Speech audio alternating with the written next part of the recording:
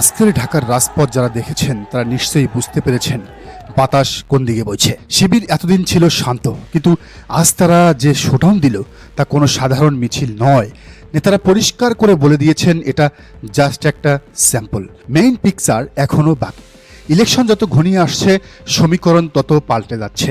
জামাতকে জেতাতে এবার ফুল ফোর্সে পুরোদমে মাঠে নামছে এশিয়ার সর্ববৃহৎ ছাত্র সংগঠন ইসলামী ছাত্র শিবির। আজকের এই মেগা বিশ্লেষণে আমরা দেখব কেন হঠাৎ এই বিশাল শোডাউন, কাকে মেসেজ দেওয়া হলো, ছাত্রদল এতদিন যে আস্ফালন করছিল আজকের এই এক মিছিল কি তাদের সব কনফিডেন্স ভেঙে দিল। ঘোষণা এসেছে সামনের টানা 10 দিন শিবির আর ঘরে বসে থাকবে না।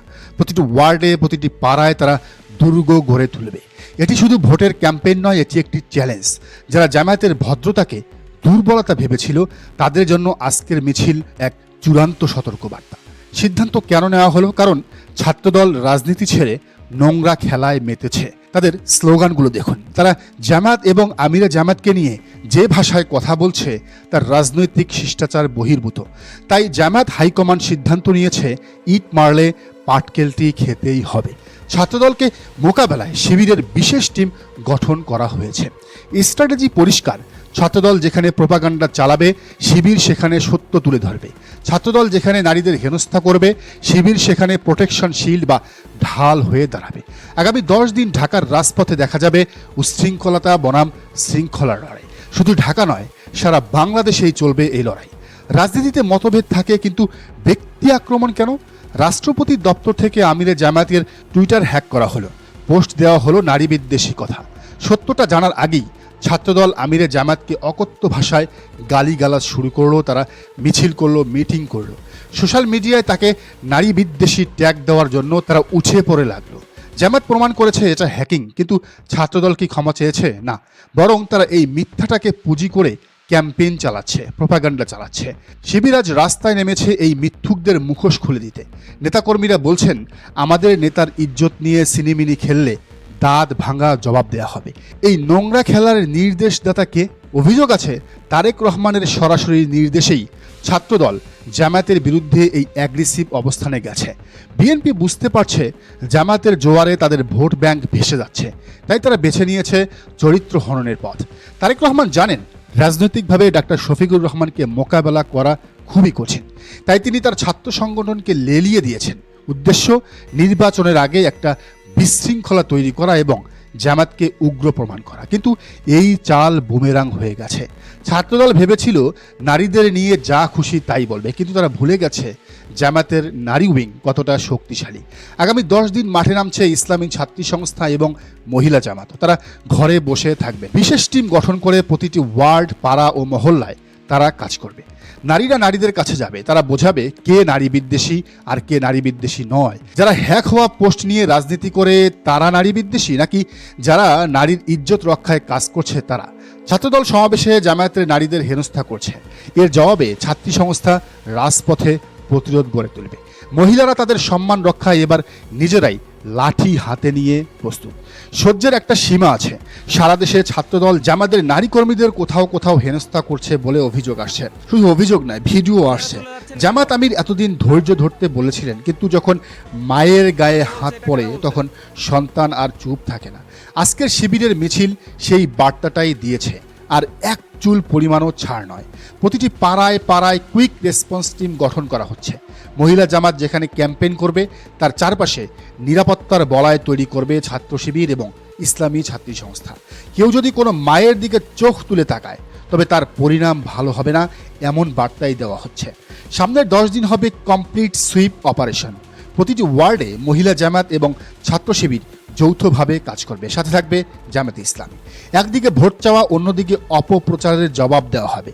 যেখানে ছাত্রদল মিথ্যা ছড়াবে, বিএনপি মিথ্যা ছড়াবে, সেখানেই সাথে সাথে কাউন্টার দেওয়া হবে। এই 10 দিন জামায়াত এমন এক জাগরণ তৈরি করতে চায় যাতে ভোটের দিন কেউ ছাত্র দলের দিকে ফিরেও না তাকায়, বিএনপির দিকে ফিরেও না তাকায়। নারীদের এই অংশগ্রহণ নির্বাচনে গেম চেঞ্জার হতে যাচ্ছে, কারণ বাংলাদেশের ভোটারদের অর্ধেকই নারী, আর নারী মনস্তত্ত্ব নারীরাই ভালো বোঝেন। আজকের এই স্যাম্পল মিছিল প্রমাণ করে জামায়াত নির্বাচনের শেষ ল্যাপে দৌড়ানোর জন্য পুরোপুরি প্রস্তুত। তারেক রহমানের গালিগালাজ থিওরি ব্যর্থ হতে চলছে। শিবির, ছাত্রী সংস্থা এবং মহিলা জামাতের এই কম্বাইন্ড অ্যাটাক কি বিএনপি সামলাতে পারবে? বিএনপির মনে রাখা উচিত, নোংরামি করে সাময়িক তালি পাওয়া যায় কিন্তু ভোট পাওয়া যায় না। ছাত্রদল যেটা করছে সেটা তাদের পায়ে কুড়াল মারছে। আগামী 10 দিন রাজপথ থাকবে সত্যের পক্ষে, ইনসাফের পক্ষে। ফয়সালা হবে রাজপথে এবং ব্যালটে। এতক্ষণ আমরা দেখেছি ছাত্রদল এবং বিএনপি কিভাবে নোংরা খেলায় মেতেছে। তারা ভেবেছিল আমিরে জামায়াতের টুইটার হ্যাক করে অশ্লীল পোস্ট দিয়ে তার চরিত্র হনন করবে, নারীদের কাছে ভুল বার্তা দেবে। কিন্তু তারা ভুলে গিয়েছিল ইতিহাসের পাতায় নোংরামি করে কেউ বিজয়ী হতে পারে না। বরং এই হ্যাকিং ঘটনাটি প্রমাণ করে দিয়েছে প্রতিপক্ষ রাজনৈতিকভাবে কতটা দেউলিয়া।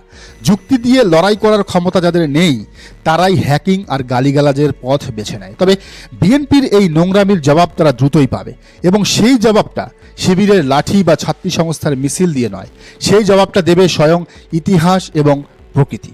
আজকের লাস্ট পার্টে আমরা এমন এক ঐতিহাসিক প্যাটার্ন বা সমীকরণ দেখাবো যা দেখলে আপনাদের গায়ের লোম দাঁড়িয়ে যাবে। হ্যাকিং কি আসলে ধ্বংসের শুরু, নাকি এটি রাজমুকুট পরার আগের সংকেত? জামায়াত আমিরের অ্যাকাউন্ট হ্যাক হওয়া আসলে জামায়াতের জয় জয়কারকেই নির্দেশ করে। কেন? কারণ ছোটোখাটো কোনো নেতার অ্যাকাউন্ট হ্যাক হয় না। হ্যাকাররা বা ষড়যন্ত্রকারীরা তাকেই টার্গেট করে যাকে তারা সবচেয়ে বড় হুমকি মনে করে। বিএনপি বুঝিয়ে দিয়েছে তাদের একমাত্র ভয় ডাক্তার শফিকুর রহমান, আর যাকে নিয়ে ভয় তিনিই তো আগামীর নেতা। আসুন ইতিহাসের পাতা উল্টাই। আমেরিকার ইতিহাসের অন্যতম জনপ্রিয় প্রেসিডেন্ট বারাক ওবামা, তার টুইটার অ্যাকাউন্ট হ্যাক হয়েছিল 5 জানুয়ারি 2009 সালে। তখন অনেকেই বলেছিল ওবামার নিরাপত্তা ব্যবস্থা দুর্বল, তিনি দেশ চালাবেন কিভাবে। বিরোধীরা তাকে নিয়ে ট্রোল করেছিল, কিন্তু ইতিহাস কি বলে? হ্যাকিংয়ের ঠিক 15 দিন পর 20 জানুয়ারি 2009 বারাক ওবামা যুক্তরাষ্ট্রের প্রেসিডেন্ট হিসেবে শপথ গ্রহণ করেন। হ্যাকিং তাকে আটকাতে পারেনি, বরং এটি ছিল তার শপথের পূর্ব লক্ষণ। প্রকৃতি যেন বুঝিয়ে দিয়েছিল যাকে নিয়ে এত ষড়যন্ত্র তিনিই বসবেন হোয়াইট হাউসে। এবার আসি নিকট অতীতে। জো বাইডেন 15 জুলাই 2020 জো বাইডেনের টুইটার অ্যাকাউন্ট হ্যাক করে বিটকয়েন স্ক্যামের পোস্ট দেওয়া হলো। রিপাবলিকানরা এবং ডোনাল্ড ট্রাম্পের সমর্থকরা তাকে অযোগ্য এবং বুড়ো বলে হাসাহাসি করলো। বললো যে নিজের টুইটার সামলাতে পারে না, সে নিউক্লিয়ার কোড সামলাবে কিভাবে। কিন্তু ফলাফল কি হলো? ওই বছরই নভেম্বরের নির্বাচনে জো বাইডেন ডোনাল্ড ট্রাম্পকে হারিয়ে যুক্তরাষ্ট্রের প্রেসিডেন্ট হলেন। অর্থাৎ বিশ্ব নেতাদের ক্ষেত্রে দেখা গেছে হ্যাকিং বা সাইবার অ্যাটাক তাদের জনপ্রিয়তায় ভাটা ফেলে না, বরং সিম্প্যাথি বা সহানুভূতির ভোট বাড়িয়ে দেয়। হ্যাকিং হওয়া মানেই আপনি এখন সেন্ট্রাল ফোকাস। এবার চলুন বাংলাদেশের দিকে তাকাই। জামায়াতে ইসলামীর আমিরের টুইটার অ্যাকাউন্ট হ্যাক হলো 31 জানুয়ারি 2026, আর ত্রয়োদশ জাতীয় সংসদ নির্বাচন অনুষ্ঠিত হওয়ার কথা 12 ফেব্রুয়ারি 2026। পার্থক্য কত দিনের? মাত্র 12 দিনের। ওবামার ক্ষেত্রে ছিল 15 দিন, এখানে 12 দিন। সমীকরণটা কি কাকতালীয় নাকি প্রকৃতির ইশারা? বিএনপি ভেবেছিল হ্যাক করে তাকে ছোট করবে, কিন্তু তারা তাকে বারাক ওবামা আর বাইডেনের কাতারে তুলে দিয়েছে। আমিরে জামাত এখন আর শুধু দলের নেতা নন, তিনি এখন সেই নির্বাচিত ভিকটিম যাকে প্রকৃতি বিজয়ের জন্য প্রস্তুত করছে। আমরা আশাবাদী ইনশাআল্লাহ ইতিহাসের পুনরাবৃত্তি ঘটবে। দর্শক, আপনার কি মনে হয় জানান মন্তব্যের ঘরে। আর এই চ্যানেলে নতুন হলে অবশ্যই সাবস্ক্রাইব করে বেল আইকনটি বাজিয়ে রাখুন।